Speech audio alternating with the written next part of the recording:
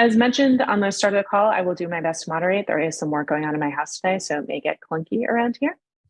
And we can go from here. So let's dive in. Again, the question is, how might we incentivize contractors to submit periodic work in progress reports, WIP reports, in machine-readable format in ways that provide clean and justified data to financial institutions for human and database consumption, so that more transparency leads to benefit for financial service viewers and contractor submitters? First, I'd like to introduce Michelle as our first speaker. Hi, thank you. Yeah, as I said earlier, I'm Michelle Savage, and I'm with the nonprofit xBRL US. xBRL it's an open data standard, and I'm in Redwood City, California, just so you know where I am, because you know that came up. And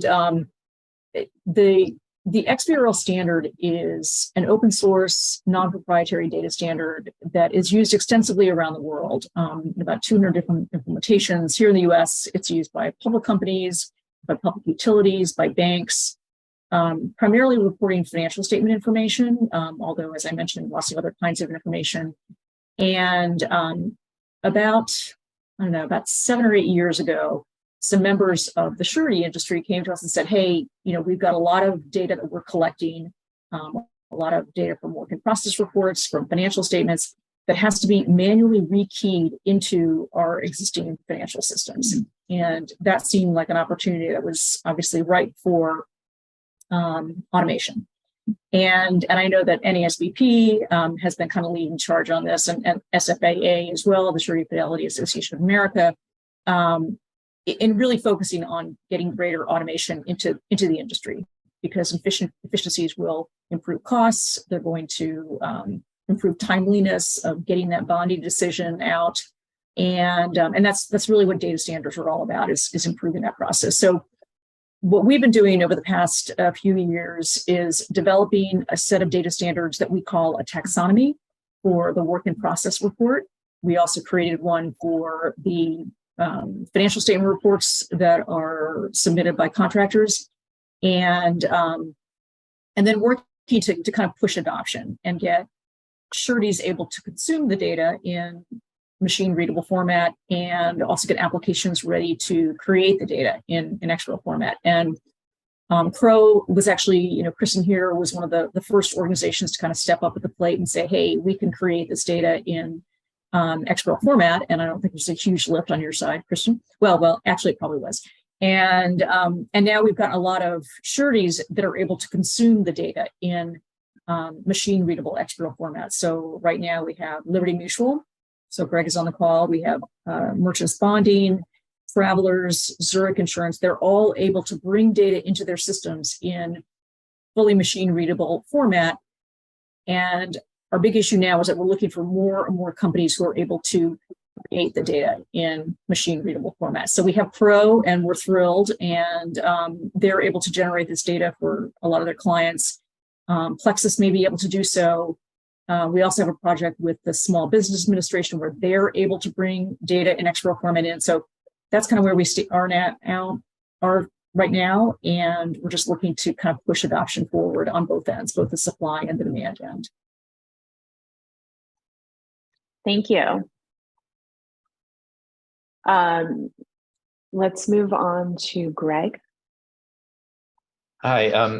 To the question that you posed, Laurie, I guess as a surety, we are the carrot and the stick both, but we prefer to be more of a carrot, and I'll explain why. But I've been in the surety industry over 40 years, and I still remember my very first day.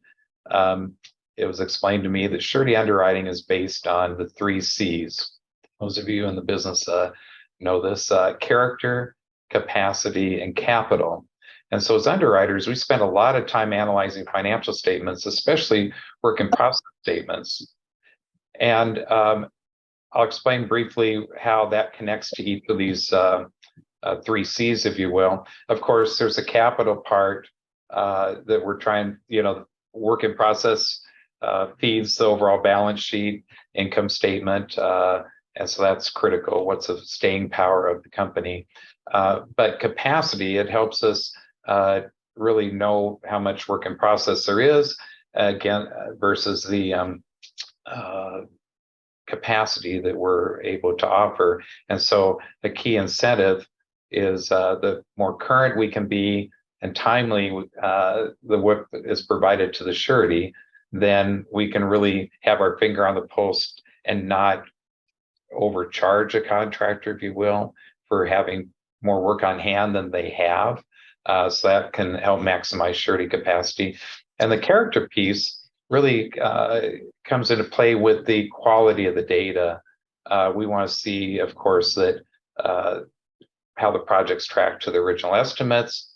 Are there good job cost systems? Is there good control? And is there honesty, even the basics of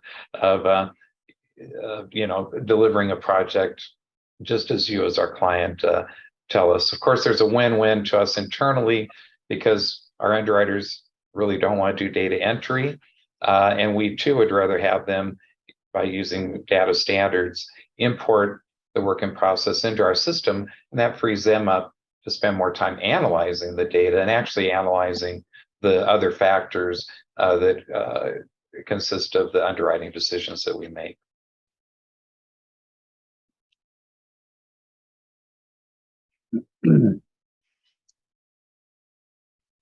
Thank you, Greg. Any clarifying questions for Michelle or Greg before we move forward? Okay. Greg, I'd be curious on your reaction to this question. Based on conversations you've had, experience, etc. If a contractor had the ability to do it, why wouldn't they? Why do you think they might not? Oh, that's an interesting question, Dennis. Press, and when I say what, the what is, press a button, have it generate, and get to their surety agent quick. Why would they not want that? Well, of course, there are those that you can think of on the one extreme that maybe don't have good performance on their jobs. They might be trying to hide something from their surety. That would be, one reason to not do it. But most clients are all well-intentioned and of good character. So I think it would also be probably more about the time and effort and cost of doing so. If they have to put a lot into it to deliver that to us in a standard format, well then, it's going to be a disincentive. Sure, agreed. Okay. And I get the kind of the assumption I was making there is just part of doing business. They have to do it, and so they're going to do it anyway. Maybe not as often, but they're going to do it. Thus, I keep wrestling with, if it was there, is there any reason why they wouldn't, use such a service? And I have a hard time finding that answer because they're going to do it anyway. It's just going to be, they have to do it in order to stay in business. So, okay. Mike and Robert might have a perspective on that, being the agents representing some of those contractors. But I know that you're next, Mike. Well, I was going to add that a lot of the times, I know from conversations that I've been a part of, the press a button to export. A major component that's missing from that is a lot of the times the contractors want a discussion that goes with it as well, right? So there's dialogue that's missing to give some context. So there's, the consistent and repetitious, providing a consistent and repetitious delivery of WIP information upstream is great because it kind of gives that historical perspective that adds to, as you say, the character, capacity, and capital, the data that adds to that, mainly the character, or I'd say predictability. Right. But then there's those anomalies, right, where conversations or discussions are needed or some sort of context. And I know that that's a huge barrier. That's an excellent point, Chad. I'm really glad you brought that up. Yeah, of course, especially if there's some explanation needed that why there's a swing or why things aren't turning out the way that projected, even on the positive side too, that there's a story there that they want to tell. Very good point. Yeah. I think which I agree with that. And I guess the question back to, Robert, you maybe have a comment on this, or Mike. If you take a full pie, so you got 100% of the RFI of the WIPs that come to your desk from a contractor, how many of them come with a phone call versus how many of them just come electronically? Yeah, that's a good question. And my gut, and I don't know this, my gut Mhm. would say north of 95% is probably they come electronically. Yeah, this is Mike. You're up there. I was going to say 90%. The 10% is, I get it with an email. Hey, let's chat on this, or we know about it ahead of time. It's most of your good clients will, hey, we got a problem. You're aware of it. Maybe the surety's aware of it as well. So it's, is it redundant? But the way we've kind of looked at this WIP breakout is it's, the information, would go to the broker who's, the client advocate, right? And, there's kind of a pause at that point where you can look at the information to say, do we need to dig in this a little bit more, or can this go, straight to the surety for, to be ingested? Yeah. My question on that is, do the phone calls help? Like, how much of a human-to-human business is this in terms of, you say 5% come with a phone call and like an oh shit, or, some sort of anomaly? How much, does the phone call change the outcome or affect the outcome? I would say 100%. It is, Sure. Yeah. I agree with Mike. It's very, very relationship driven. Yes. Yeah. And I also agree that 95% of the time the WIPs are issued and they come in the mail and we look at them. But it's once we look at them that discussion. So there is discussion because there's always outliers. Some are extraordinary, and those are the ones we want to talk about, whether it's making great money on a project or it's a dog. And it's the context around what the reason is that makes the difference.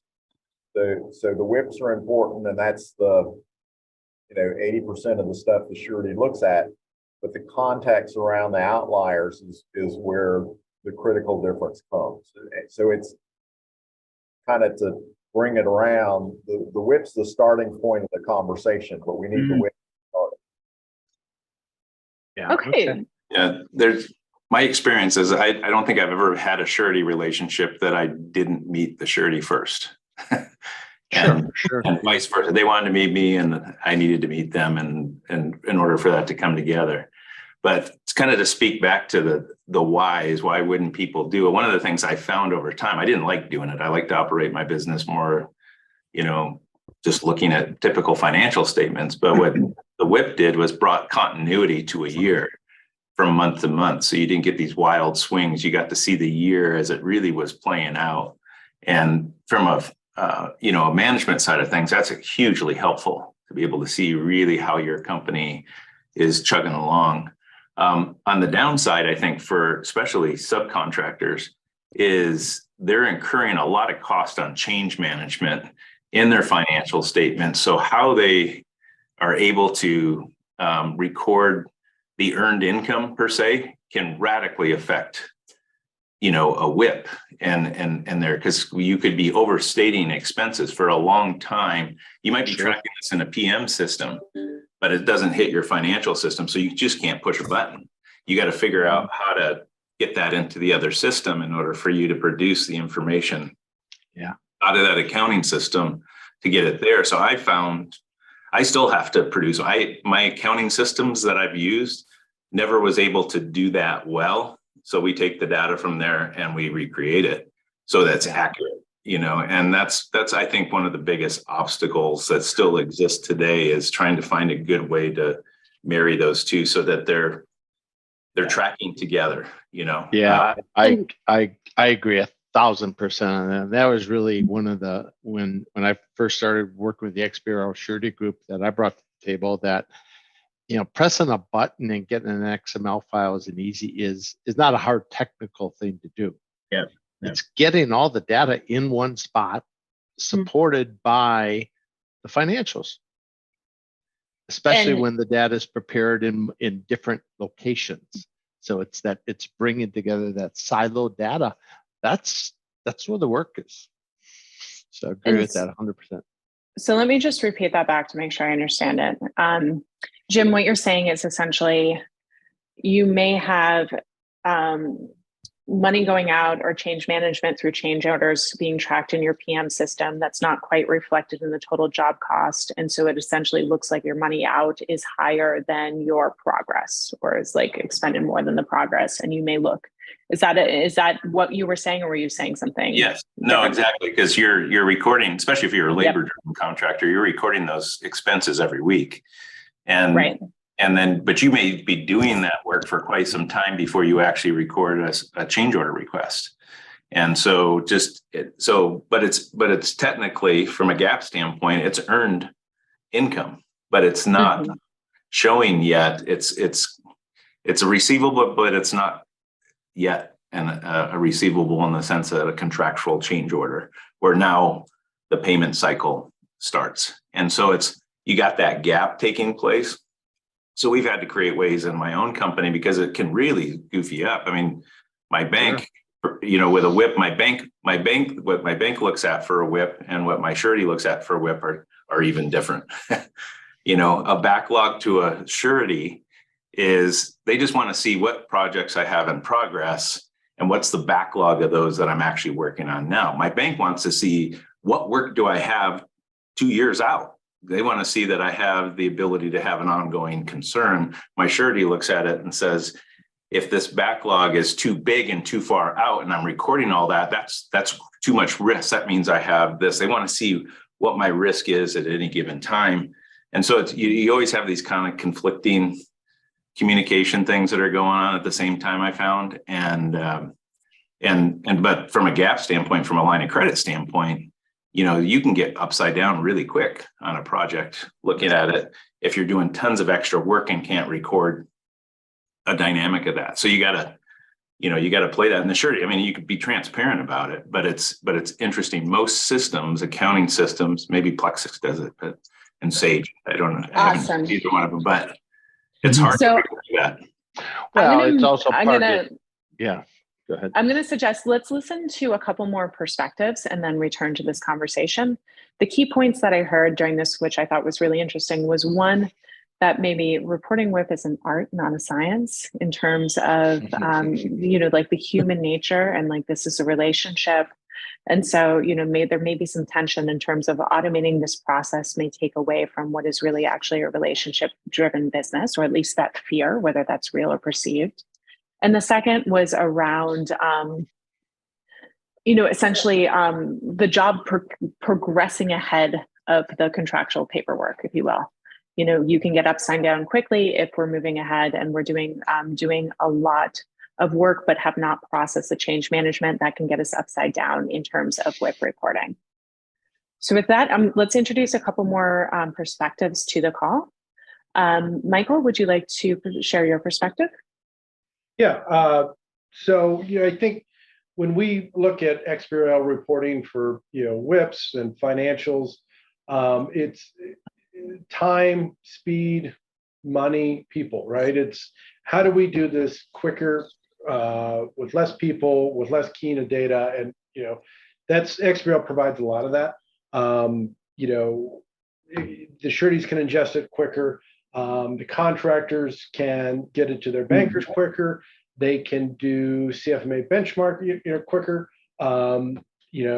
Specific, Laurie, you're from Autodesk. They can get it into trade tap quicker. All their, any subcontractor pre-qual applications. Everybody is, keying in a lot of data. It's a lot of redundant. Is there a better way? xBRL kind of takes a lot of that, and it's, these systems can ingest it a lot quicker. And, that's just how we're looking at it. Where's the redundancy in this system? And it's all over the place. So what can we do to kind of fix that? And xBRL, kind of provides that avenue for a lot of things. We were on the phone with the SBA the other day, and it's, they utilize xBRL to ingest data. It's always been a store point. Michelle's been a lot of this team has been involved in that. It's to your two kind of concerns you mentioned earlier.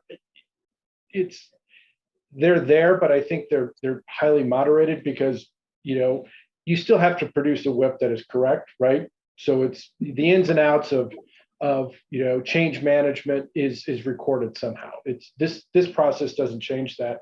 And just WIP to your surety, there's me in the middle usually, or your agent broker, and it's, hey, this is coming through, here's what's happening.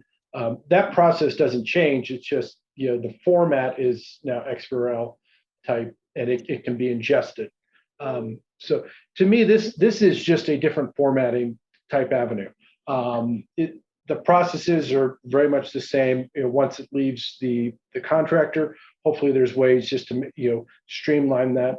I think the biggest thing is what's the benefit to all the parties? The sureties, the banks, those are obvious. What's the benefit to the contractor, to the systems providers? I think that's a lot of piece we have to focus on is what's the carrot for them, and kind of take it from there. Great, thank you, Michael. And then let's also introduce Kristen. Yeah, thanks, Laurie. I mean, kind of to add on to what Mike has said and also what Jim was saying, I'll give you a little perspective about what Crowe does as a surety solution provider. So Michelle had mentioned this, but we actually do create xBRL files. So if you think of, the data really comes in like a largemouth funnel, because today it is being produced from contractor systems, but WIP data is also being produced in Excel. It does have to be manipulated, and added to outside of just those systems. And so when it comes to Crowe, we essentially are processing that, and all of its variability, and then producing that xBRL file for our agent clients, for our underwriter clients.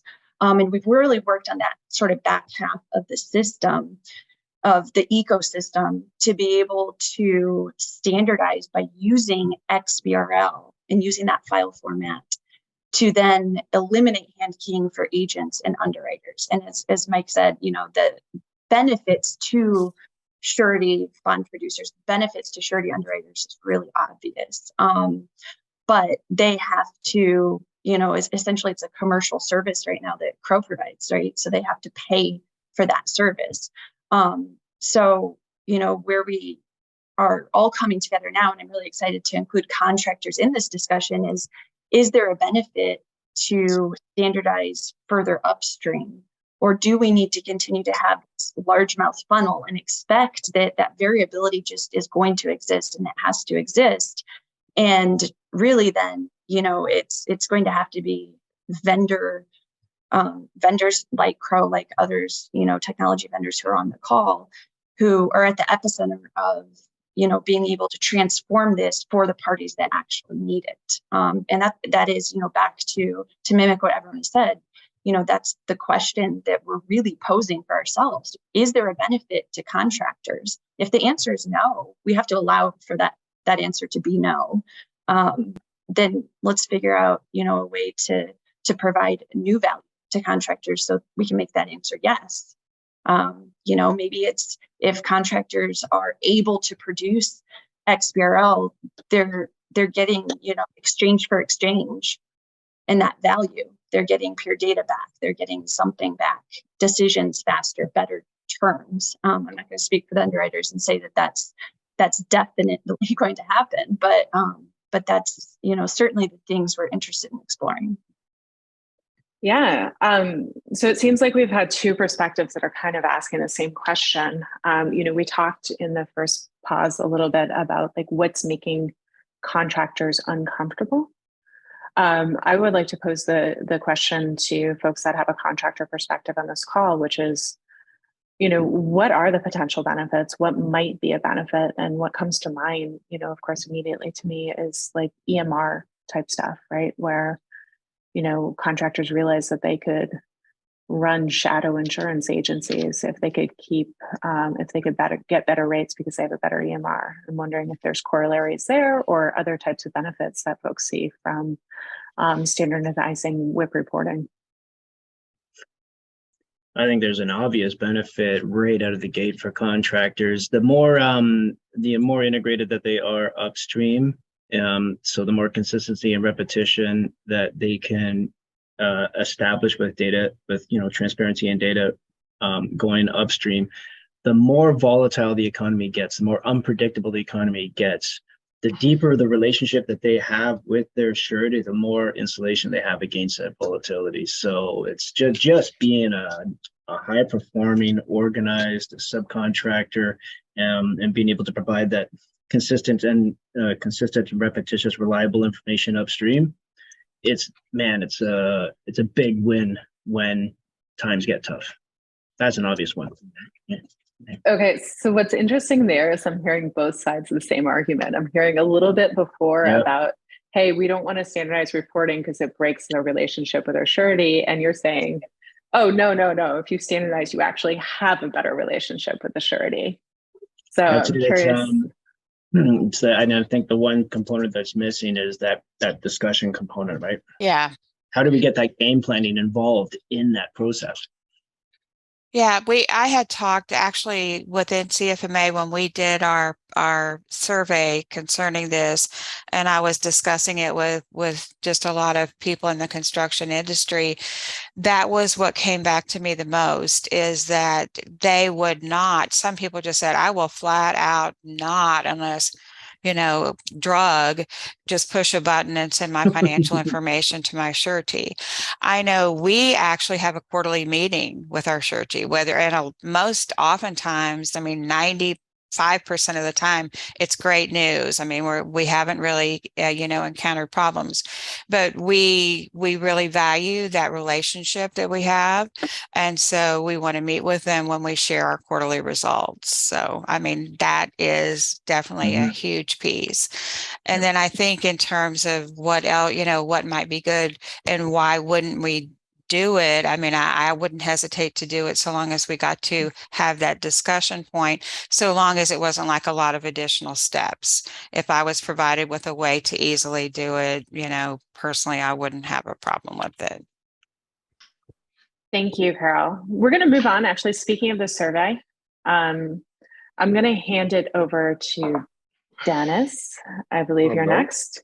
Yes, I am. And we have the survey results, if you want to speak to that or provide your perspective.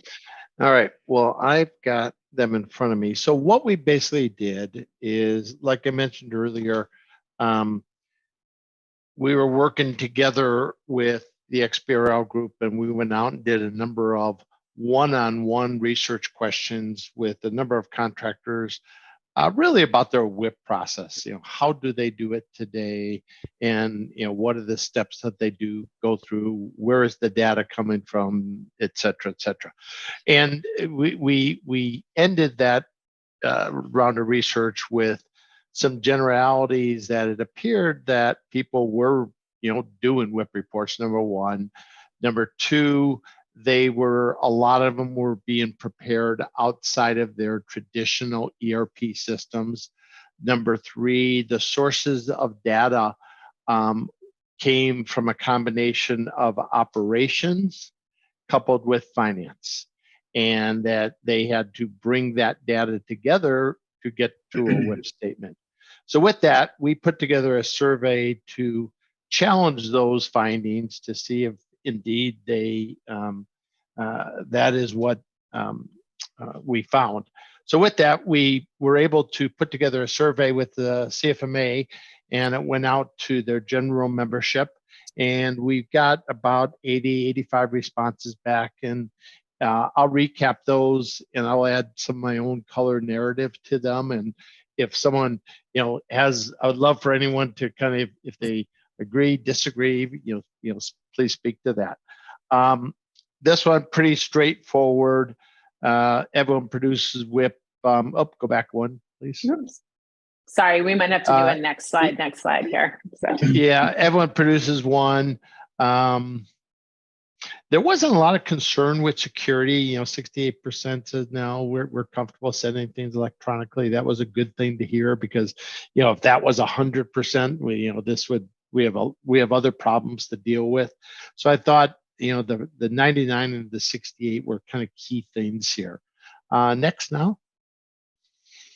And once you go ahead, as we looked at the WIP report, and this is real in generality, so bear with me a little bit here, but we basically say to produce the WIP report, there's 4 basic components. 1, what is the actual cost? 2, how much has been billed? 3, what is the projected cost at completion? And 4, what is the contract amount, including any approved change orders? And that one of the things that I have found just through personal conversations is, and I think it was Jim mentioned this earlier, that lower right-hand one is a little bit harder than most people think, because you will incur cost up in that upper left-hand corner prior to it being billed or being able to even be billed. So there's a distance often between incurring of the cost and when you can actually bill it. And if a company doesn't have a good change order process, that presents problems. But we did not specifically ask, and we get to this question, we're going to see about are most companies submitting the approved contract amount, meaning original plus just change orders, or do they alter that to some degree on change requests that are in progress? So that's a interesting question, but we'll come back to that. Next one, please. So some of the survey results, no surprises here. 84% of it were from trade contractors and GCs, pretty much the common base of CFMAa. Next. So a good representation, I would say there. Same thing here, there's more contractors under 100 million than there are over 100 million. And the survey responses, represent that, with over 50% being under 100 million. The people, so we started then to get into really the mechanics of the WIP. And if I was doing this survey again, I would phrase this question a little bit, because I think we said it, who supplies the current contract price? And 62% said that came from the project manager, and which leads me to believe that a lot of that 62% does, or a lot of that contract price does include some mention of pending change orders that are still coming through, because otherwise the CFO typically has the approved contract price. And but you can see 41% on this particular slide did come from the finance group. So I thought that was a little bit interesting. Contractors, any thoughts on this? If this question read current contract price, which for sake of discussion here, we'll say includes original plus approved change orders, as compared to forecasted contract price, which could include, pending change orders. Of the contractors on it, any feel in your organization which one it is typically? I think it's just what you said. I mean, I know we have a meeting where we talk about that, and a lot of times the project managers, for example, will know of things, well, we started this change order, I'm looking at this, or I know in my heart we're not going to do this part of the contract that was originally contracted for. So that's what it is for us. It's that PM generally has a lot more knowledge about what's going on than what the accounting department may have that's official. Yeah. Okay, so you would say it's more of a forecasted contract price. That's what I would say. Okay. For us, it kind of has to be. Okay, Jim, You were kind of talking about that earlier. What's your thought on that? I think it depends on the company and the size. I think the difference between a specialty subcontractor versus a GC is the type of people you have in those roles. Yeah, And I agreed. And so for, a specialty subcontractor, those people typically are more almost a superintendent type mold, kind of come from that, which isn't always very positive, actually, to be honest with you, but it's kind of that tension. Yeah. But I would say that they're the most situationally aware. They're the ones who are supposed to be managing that change process. If you don't have that, then you're going to probably end up with a gap between what the CFO controller knows and what is actually happening. So yeah, great point. Great point. Other contractors, any other comments on that? Yeah, I was going to agree with you, Dennis. It's kind of in what Jim had just said, is that on our side as a specialty contractor, the PM does supply the current contract value and the change order value, but we kind of, as business owner that's in charge of the finance side, we kind of hedge some of those, what they're telling us for their full expected change order value. Just because we know we collect 60 cents on the dollar or 40 cents on the dollar, depending on the contractor, typically. It always comes down to the end of the job negotiation or some other aspect. There's back charges that we're not knowing about or told about. So we kind of hedge some bets and got it. Okay. Contract price. Okay. Next slide. And so, this one, we were not surprised by this, with 86% of, forecasted cost please coming from operations. And, makes sense. They're the guys who are building the building. Those are the folks that know what what it's going to look like when we get all done. So this was not surprising.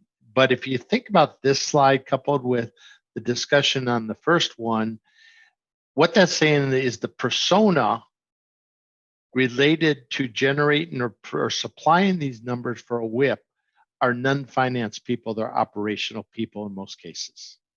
That's the two takeaways that I had with these two slides. Next. Then we, let's see, I think this was again, where do you prepare that cost of completion?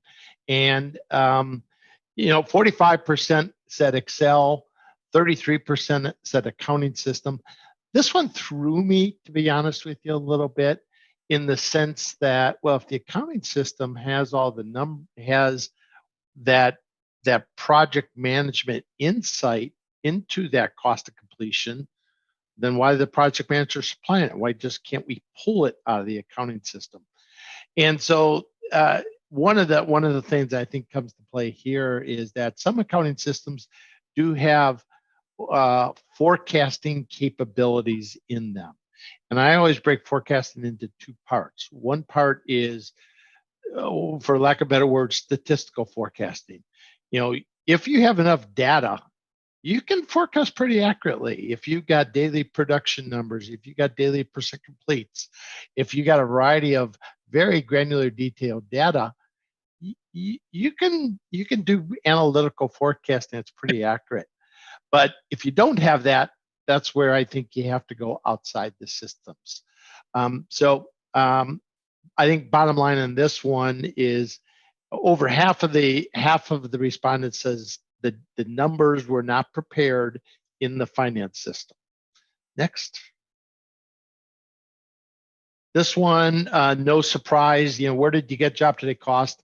For the most part, out of the accounting system. That is the typical system of record. When you pull a balance sheet and you pull an income statement, that's where the cost is going to come from. It's going to come from the financial system. And so I firmly believe that a WIP has to tie to that financial system very tightly. So this makes total sense. Next, please. Same thing here. The billings is a pretty important part of the WIP. Billings are a huge part of a financial statement. Thus, having the finance be the source of it, again, no surprises here. I think this is pretty much expected. So, if I stop right here, one of the problems is I've got all this financial data being prepared in one system, and I've got this project management operational forecasting data being prepared someplace else, but I need to get them together to produce a WIP statement. Next slide. Which is why I think 69% of this is done in Excel. A lot of the ERP systems do not have the ability to bring together easily those forecasts coupled with the to the penny actual costs. And I'm not going to try to ditch a PM system because they're very, very powerful. But, you know, many times the PM systems, unless they're pulling it out of the accounting system, don't have total cost, don't have those monthly adjustments that get made. And so things like that. That's why I think, in my opinion, bringing it together into a financial system, you know, or at least pulling the costs from the financial system is a key. Because right now we're seeing them being done in Excel, I believe, because of the data is not all together. Any comments on that? Any thoughts on that? Why are people going to Excel? Actually, I have an observation here. So we at Prelim Pro, we obviously work with the preliminary notices and waivers and whatnot, and it's a very timely and very accurate record of the contractor's actual costs, because it's almost like a receipt between the GC and the owner and the subcontractor. So that information is readily available as it happens. So it's not just can we get it from Excel or accounting system, but we can also get it from the waivers and things that are passed back and forth. Just a food for thought for everyone out there to think on that as well. Who is this? Was that Jim? It's Peter. Peter. Hey, Peter, I'd love to chat with you more about that. And so I'll make a note. Maybe we could reach out after the fact on that. Because I'm just curious about, you know, are all the numbers, you know, what numbers are you referring to? So great point. Okay. Great. So let's come back to this Excel question, because I think it's really interesting. And like this relates to like this siloed information. We have about 15 plus minutes left, and we have about 3 more perspectives to go through. So I'm going to push through those 3 perspectives. Great. And then let's return to this question and the other questions raised. So I believe next we have Caryl providing her perspective, and I have a diagram as well. Okay, I think, you know, from our perspective, and Dennis and I did walk through this. So basically, we're getting the build to date and the job to date costs from our accounting system. For us, it's important to have a monthly meeting. So we actually get together, the finance people and the field people, including the overall operations manager, and we discuss each project during this monthly meeting. And during that monthly meeting, we talk about estimated cost at completion. What do you think might happen? What's happened out in the field? Where do we think this job is going? Any change orders that may be pending? Any work we may not do? And so as a group, we actually come to some consensus on the things that we consider to be estimated. And then we use Spectrum as our ERP, and it allows us to actually provide the WIP schedule in the system that we then push to PDF and send out to our Surety and to our banker. But what it allows us to do is to make changes. So basically, we take these things that are generated directly from the system. We have our meeting. We put our estimated amounts in terms of our estimated contract amount and our estimated cost at completion. And then we're able to review the WIP schedule that comes out of our system and make any changes, make some edits, just like we've talked about. A lot of times the stuff as it comes out of our system isn't exactly correct. You know, there are nuances that we need to look at. So we'll make some adjustments to the WIP that's produced by the system within our system before we push it out to PDF and send it off. So we personally do not use Excel. We're able to use our accounting system, but there is a lot of input that goes into it. It's not something that comes directly from our system. When you kind of go to that input portion, you know, for example, cost of completion, do you just enter it at the job level? Or do you We enter at the job level, yes. At the job level. Okay, so you're entering one number in order to complete the WIP schedule. And in your opinion, is that number derived at the job level or is it derived at the cost code level?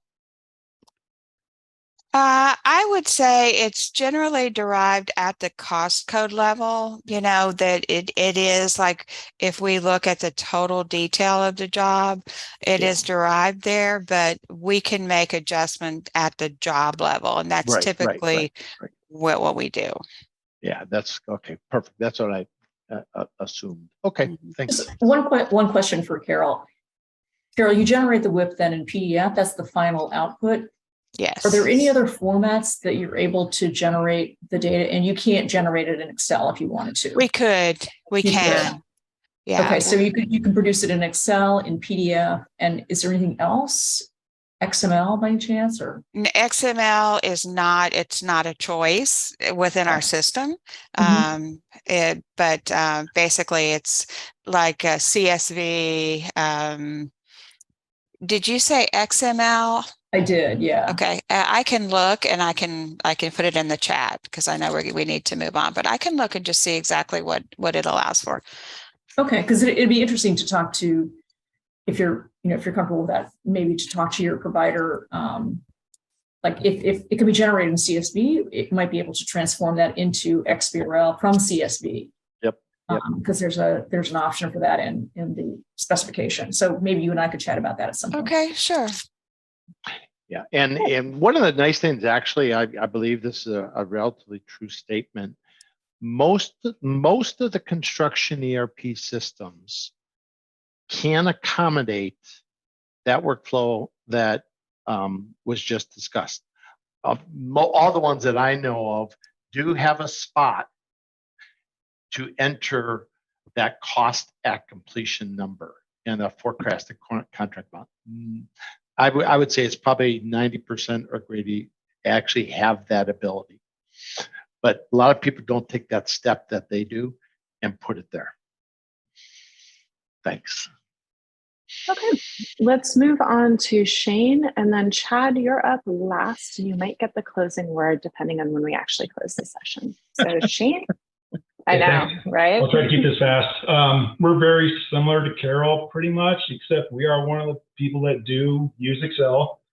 And the main reason we are in Plexxis ERP, and it's very powerful and will allow us to actually complete the whole WIP process within itself.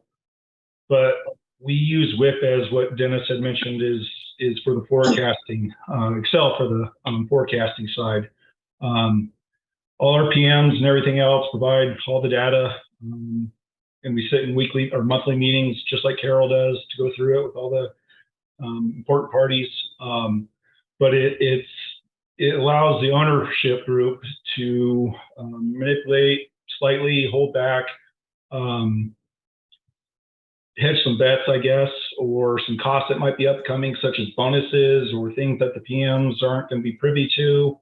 Allows us to adjust, manipulate the data and forecast and do some other minute things within Excel by just copying and pasting, changing some data around or something. That's very easy to do in an Excel format rather than so much in a ERP format. So that's pretty much why we use it. It can, send PDFs, it can send Excels, or our ERP can do all that. But it's the It's just the Excel that allows us to game plan and forecast a little bit differently than we would throughout the ERP system itself. Thank you. So again, I'm hearing WIP reporting, an art, not a science. Mm-hmm. And Chad, would you like to take us home with a final perspective? Oh man. Well, yeah. I know. We're counting on you. With what everybody has already mentioned, you'd think that there'd be nothing else to say. I'd say from a technology perspective or a technology provider perspective, there's this continuous collective intelligence that goes into the WIP process. So as a technology provider, our goal is to make sure that that we can bridge that gap between the interoperability between contractors, even GC, like, because we're at the subcontractor level, contractors, GCs, even right up through owners, all the way up to sureties. So we want to facilitate the process. This is already in our roadmap, and the tool that, like I said, before, the missing part is how do we also capture that collective intelligence that is needed to make sure that you are not only continuously and repetitiously providing accurate information, but you're providing in a way that shows a high level of predictability over time, because that's really what you need, right? So you always need to capture that collective intelligence, that continuous collective intelligence, and use the words that Shane just used, game plan it into the WIP. So that's the real challenge. And it's one thing as a technology provider, I think all technology providers should be striving for. Construction is a volatile, uncertain, acronym behind me, VUCA, complex and ambiguous industry. So how do we increase the predictability in that ambiguous industry, or that VUCA industry, while streamlining data upstream? So from the technical perspective, this is really easy. From the execution perspective, we still have got a lot of work to do to make sure we can capture that collective intelligence, make sure that the data transfer upstream is as accurate as possible and done in ways that increases the predictability over time. I'll toss out a thought. I think that something's really interesting in what you said, Chad, versus Jim, what you were talking about earlier. And then I think, Caryl, you were alluding to this as well, which is, it sounds like there's the need for that human element, or like this consensus, if you will, about project level reporting. But then there's also this interest in like consistency of business level reporting and prediction. And I'm wondering if anybody has thoughts or perspectives, like digging into that kind of, how do those things work together? And it seems like there's something there, maybe in terms of benefit for contractors in standardization. Like Dennis talked about earlier about the fact that there's not an ERP system that can't produce a WIP. The question is what kind of work is it going to take to get you there? And so every company is so individualized. It's like, where do you have your strong points? And if it's in your accounting, and your accounting people can produce that information, like the change information.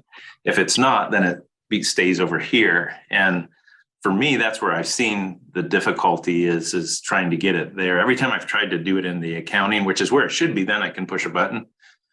It's not near as easy as you think it's going to be. And so that's where it becomes problematic.